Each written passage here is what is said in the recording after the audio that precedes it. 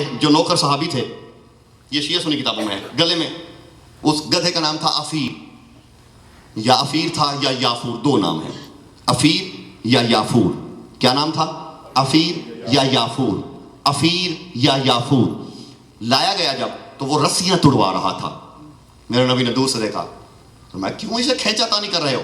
سرکار بڑا لڑاکا ہے، مارتا ہے. اور میں چھوڑو رسیاں، میری سلامی کو آنا چاہتا ہے. گدھا آیا، اس نے ماتھا سرکار کے قدموں میں رکھا. گدھے فرمایا کیوں پریشان تھا؟ آپ جاگنا، سنبھالنا، خدا کے لیے، ایمان والوں کے لیے ایک تحفہ دینے لگا ہوں، سنبھالنا ضروف کو. گدھے سے کہا انتق بکلام العربی الفصیح، سلام اس پہ کہ جو بے زبان کو زبان دے دے. بات نصیب کی ہے، اگر ایمان اندر سے ہو یا اطاعت اندر سے ہو، بے زبان کو زبان مل جاتی ہے، اور جس نے مانا ہی نہ ہو پھر اسے قرآن بھی یاد نہیں ہوتا. ہمیں گزارش آئی ہے نہیں؟ میں کون ہے تو؟ کیوں رسیاں توڑوا رہا تھا؟ کہتے یا رسول اللہ، خدا کے لیے جاگنا. اہل سنت کے علماء نے لکھا ہے، کہتے یا رسول اللہ انا من مراؤ کے بالانبیاء المتقدم وانا اخرم من نسبی. کہتا یا رسول اللہ، جو نبیوں کی سواریوں کے گدھے تھے نا، میں ان کی نسل کا آخری گدھا ہوں. جن پہ نبی سوار ہوتے تھے نا، اس نسل کا آخری گدھا.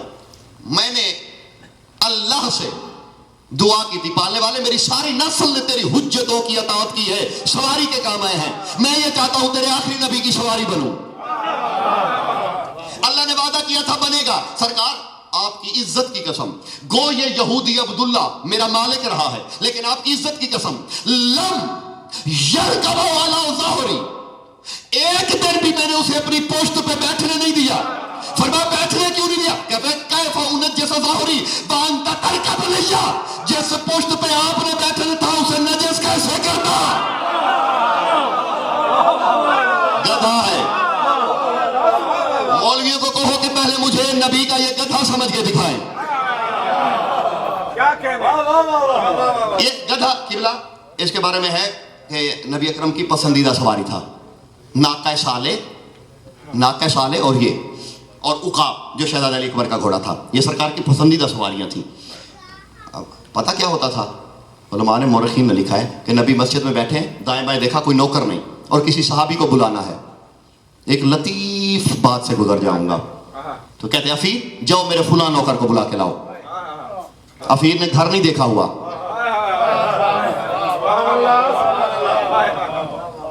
جب تھک جائیں تو میں سمیٹ لوں گا. خود بخود گلیاں مڑتا ہوا جا رہا ہے، دروازے پہ جا کے ٹکر ماری. وہ صحابی آیا، اس نے در کھولا تو اس کے دامن سے یوں پکڑ لیا، اسے کھینچ کے رسول کے پاس لایا. اب علامت ہو گیا تھا کہ جس کے در پہ افیر آ جائے اسے رسول نے بلایا ہے. فرق ایک ہی ہے، اگر کسی اور کو بلانا ہوتا تو گدھے کو بیچتے، علی کو بلانا ہوتا ابھی سوچتے، علی آ کے کہتے ان تذکرنی یا رسول اللہ، آپ مجھے یاد کر رہے تھے اللہ کے رسول.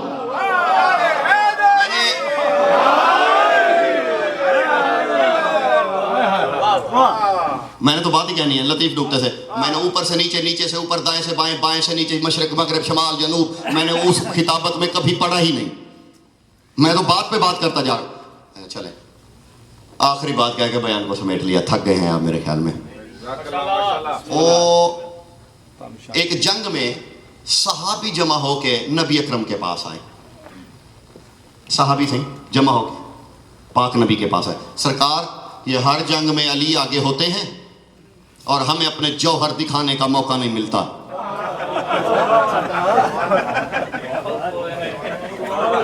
اس دفعہ ذرا علی کو روکیے، پھر دیکھیے ہم کیا کرتے ہیں.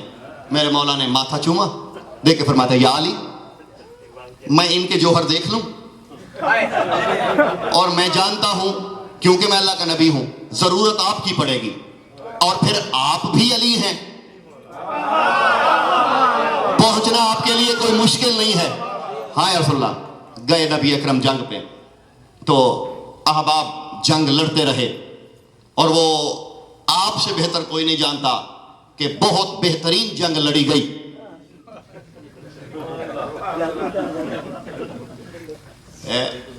شام میں وہ میچ ہو رہا تھا فٹ بال کا, تو سارے طلاب کو بلایا گیا کہ ماشاءاللہ سے پاکستان کی ٹیم آئی ہے, تو پاکستانی ہونے کے ناطے آپ بھی آئیے. اب وہ عراق کی چیمپئن ٹیم تھی. وہ ہم نے دیکھا وہ ہر 5 منٹ کے بعد ہمارا کوئی کھلاڑی اسٹریچر پہ ہوتا ہے, زخمی ہو جاتا ہے, گر پڑتا ہے.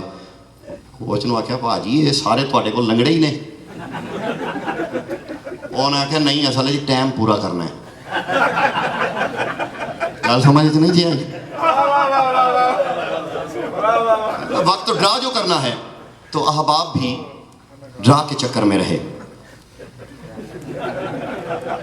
بہت اچھی جنگ ہوئی, خوبصورت ترین جنگ ہوئی. احباب لڑتے رہے لڑتے رہے لڑتے رہے لڑتے رہے, بہت لڑے, لڑ گئے,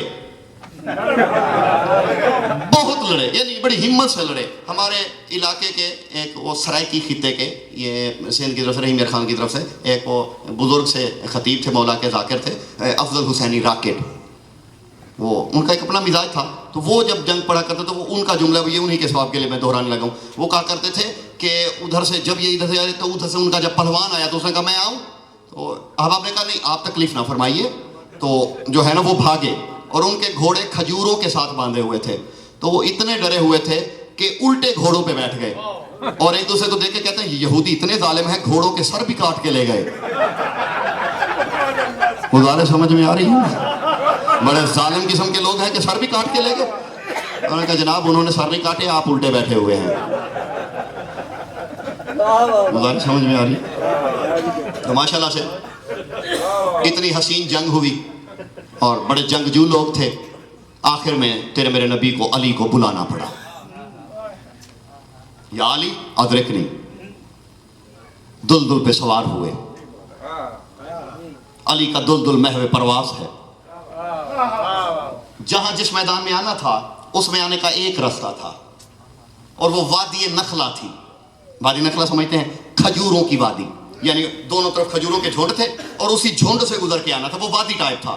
وہ ایک ہی راستہ تھا وہاں تک پہنچنے کا, باقی کھائیاں ہی کھائیاں تھیں, وادی ہی وادی تھی.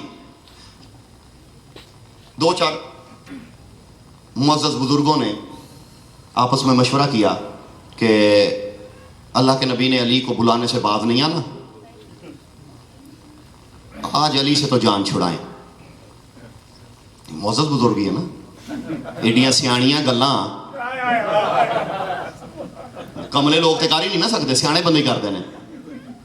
انہوں نے مشورہ کیا علی سے تو جان چھڑائیں. انہوں نے کہا کیا کہ انہوں نے کہا وہ ایک ہی وادی, وہی راستہ ہے, آؤ. اب میں ان کا نام میں نہیں مجھے پتا کیا تھے, یہ کون تھے, جو بھی تھے. انہوں نے کہا طریقہ کار کیا کیا؟ انہوں نے کہا ایسا طریقہ ہو کہ ہم پہ الزام بھی نہ آئے. کیا کیا؟ انہوں نے کہا اس وادی سے علی نے آنا ہے, نبی نے بلانا ہے, ادھر ایک گڑھا کھود دیتے ہیں.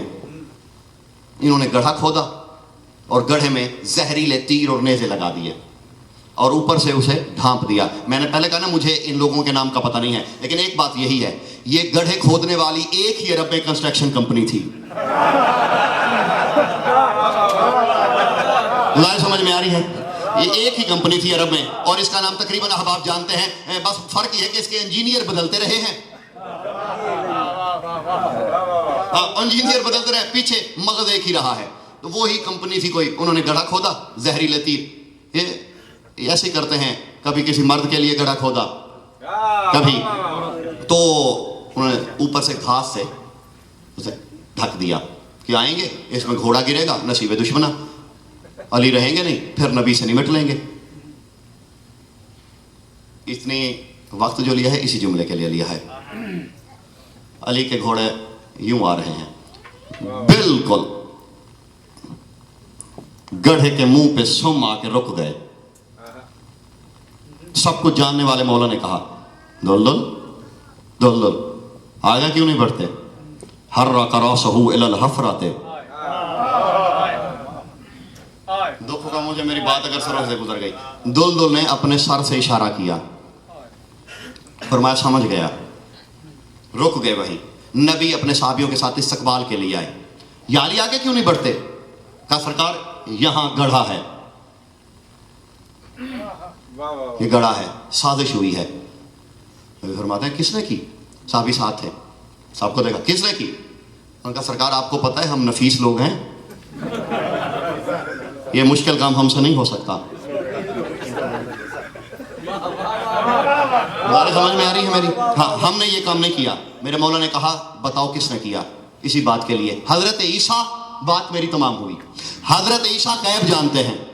جب کوئی بھی نہیں مان رہا تھا, میرے مولا جلال میں فرماتے بین من حفرہ ذالک الحفرۃ ولو لم تبینوا قد بین فارسی من حفرہ. فرماتے یا رسول اللہ اپنے نوکروں سے کہیے خود بتا دے, ورنہ میرا گھوڑا بتائے گا کہ یہ کس نے بنایا ہے. آباد رہیے.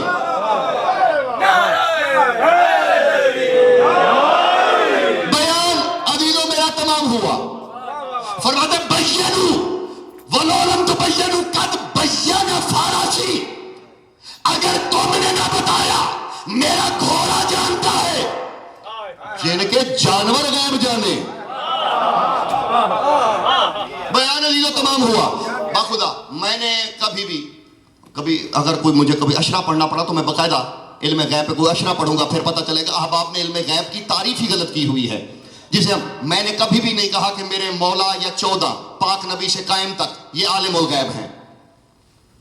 میں نے کبھی بھی نہیں کہا, اس لیے کہ عالم الغیب میں ہوں, عالم الغیب آپ ہیں. وہ جسے اللہ عالم الغیب کہتا ہے نا, اسے سمجھو پہلے. ہاں, وہاں غیب کا معنی کیا ہے؟ غیب کیا ہوتا ہے؟ نظر نہ آنے والی چیز کو جاننا.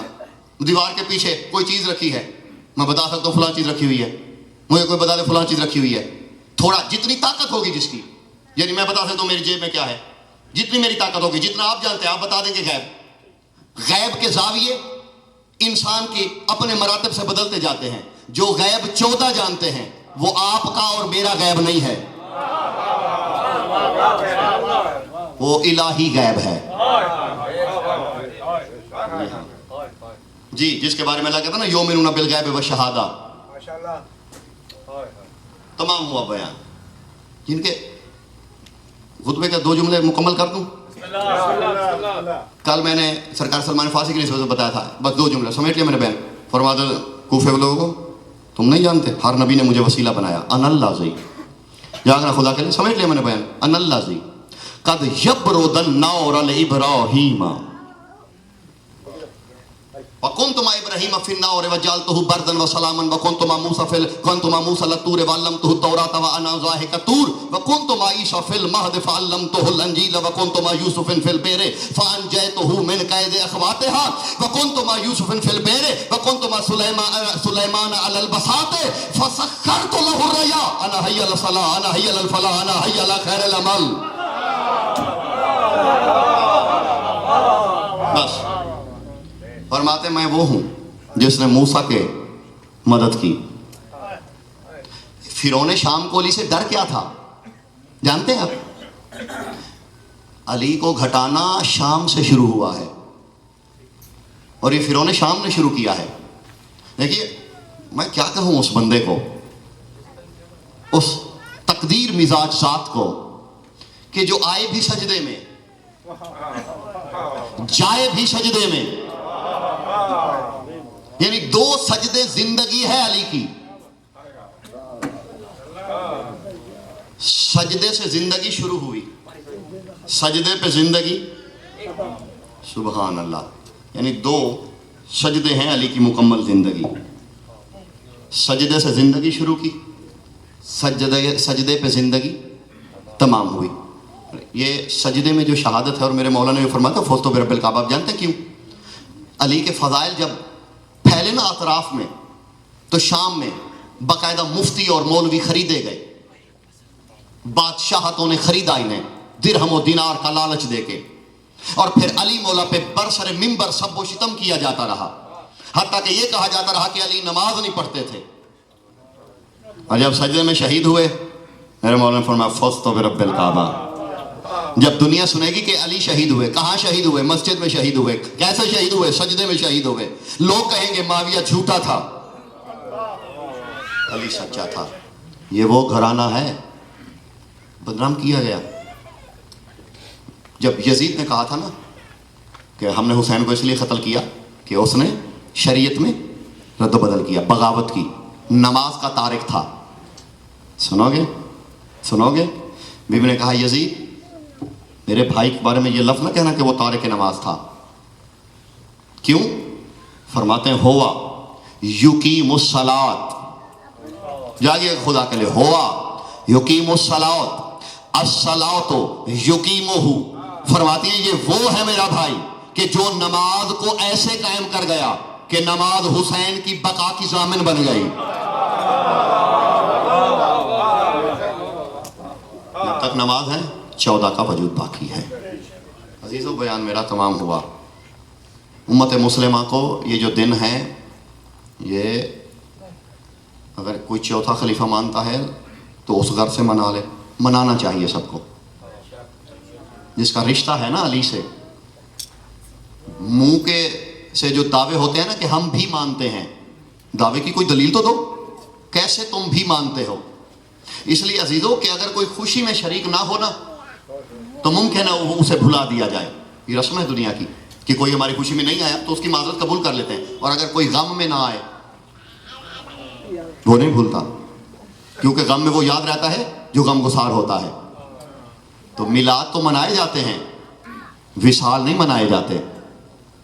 اور یہ اس لیے نہیں منائے جاتے کیونکہ جب نبی کا بھی وصال ہوا تھا اکیلے علی کی گود میں نبی کا سر تھا. کیا تاریخ میں کتنا ستم کیا ہے مسلمانوں نے. آخری خطبہ حجت الوداع کا ہے, خم غدیر کا ہے آخری خطبہ جو ہے مولا کا, وہاں 1.25 لاکھ تعداد بتائی جاتی ہے کم از کم. یعنی اس وقت اسلام تو زیادہ پھیل چکا تھا, صرف حاجی جو حج کے لیے آئے ہوئے تھے وہ 1.25 لاکھ تھے. جنازے میں کتنے تھے اب خود سب جانتے ہیں, صرف 7 بندے. مقدر دیکھیے 1.25 لاکھ لوگ, جنازے میں 7 بندے. اچھا یہ عجیب مقدر ہے, جب اسی کی بیٹی گئی صرف 3 بندے. تاریخ کا ظلم دیکھا ہے آپ نے, تاریخ نے ظلم کیا کیا آل محمد پہ. اور جب علی دنیا سے گئے تو آپ خود جانتے ہیں کتنے لوگ تھے. مخلص جو تھے وہ 13 سے زیادہ نہ تھے. حسن گئے, جنازہ قبرستان سے پلٹایا گیا, اور مقدر حسین نبی کے چھوٹے بیٹے حسین کے اس کا جنازہ اٹھانے والا ہی کوئی نہیں تھا. گھوڑوں کے سوموں میں پامال کیا گیا.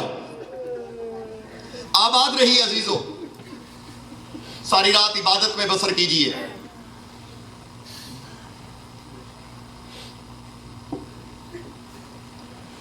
یوں سمجھ لیجئے کہ آج شام غریباں پہلی ہے علی کی بیٹی کی. میں نے شاید سمجھا نہیں سکا, میں نے کہا کہ آج علی کی بیٹی کی پہلی شام غریبہ ہے, لیکن فرق ہے آج حسن ہے, آج حسین ہے. جو دوسری شام غریبہ ہوگی اکیلی علی کی بیٹی ہوگی, سر پہ چادر نہیں ہوگی. عجیب تحفے دیے ہیں امت نے, مسلمانوں نے 14 کے گھرانے کو. میں نے پاکستان میں جملہ کہا تھا, میں ثواب کے لیے کہنے لگا ہوں, شاید کسی کی عبادت ہو جائے. میں نے کہا تھا یہ عجیب امت ہے, اس نے جب بھی عید پہ آل محمد کو تحفہ دیا لاش کا دیا. یعنی وہ امت ہے جس نے جب بھی تحفہ دیا, کسی عید پہ مسلم کا قتل, کسی عید پہ علی کا قتل. اس لیے روتے تھے میرے مولا, فرمایا کرتے تھے مسلمانوں نے ہمیں عیدوں پہ لوٹا ہے. اس سے بڑی غربت اور میں کیا بتاؤں. فرماتے ہیں ہمیں